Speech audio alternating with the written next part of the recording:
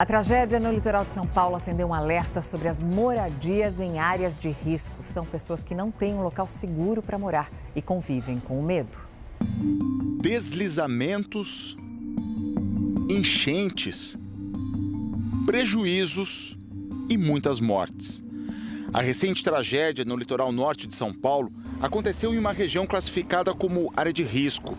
Desde 1996, a Vila do Saí, em São Sebastião, já estava no mapa de um estudo científico como região com alto risco para deslizamentos e enchentes. A cidade tem 86 pontos com o mesmo tipo de perigo. A força da natureza pode ser imprevisível muitas vezes, mas nós sabemos onde está o perigo. Um levantamento feito pelo Sistema Federal de Proteção e Defesa Civil mostrou que existem mais de 13.500 áreas de risco mapeadas pelo Brasil. E nesses locais vivem quase 4 milhões de brasileiros. Os dados foram colhidos em mais de 1.600 cidades. Só no estado de São Paulo, são 848 áreas com riscos de desastres naturais. Aqui no Brasil, a gente não tem furacão, não tem terremoto, não tem vulcão, então a gente não tem esses riscos, né? Então, quando a gente pensa no risco geológico, a gente está pensando áreas em que essas pessoas podem ser soterradas ou sofrer algum impacto de um deslizamento, ou áreas que podem ser alagadas. O olhar longe pela janela é sempre à procura de uma nuvem carregada. A nuvem que traz a chuva e com ela o medo para essa dona de casa. Medo, pavor. Quando vem aquele vento que vem, aquela chuva, nossa, é horrível. Só quem já passou é o que sabe. A família da Maria mora em 3 casas, todas juntas em Osasco, na Grande São Paulo. Eles estão na beira de um desnível no terreno em que a terra cede cada vez mais. Parte desse círculo que vocês estão vendo aqui, ele ia até lá na frente também. Essa semana, com essas chuvas que andou dando, ele deslizou e veio parar aqui. As construções estão em uma área regular, mas o risco de deslizamento fez a Defesa Civil interditar uma parte das casas. Isso aconteceu há 6 anos. Eu não tenho para onde ir, né?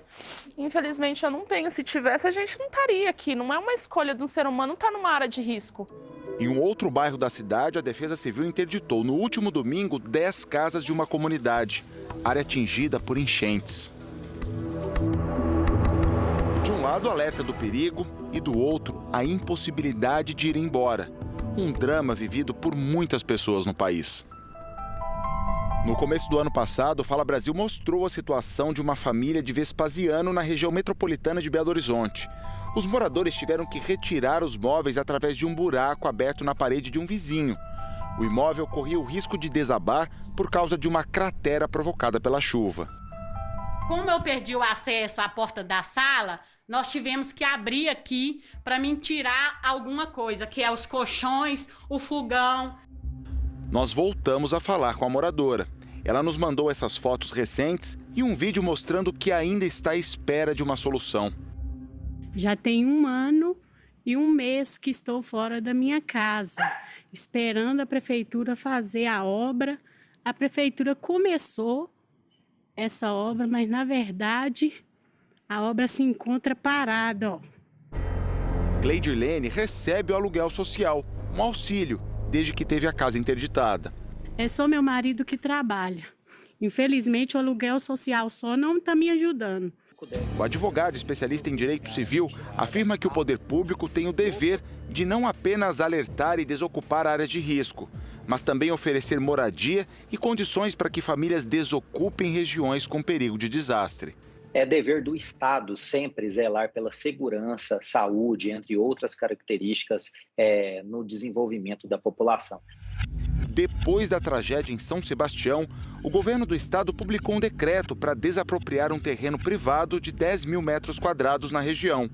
A área está longe de encostas e vai servir para a construção de moradias populares. Ainda não foram divulgados o número de moradias, nem o prazo para a construção. Isso está ficando mais comum, porque o oceano mais quente evapora mais água, vai chover mais, com mais intensidade.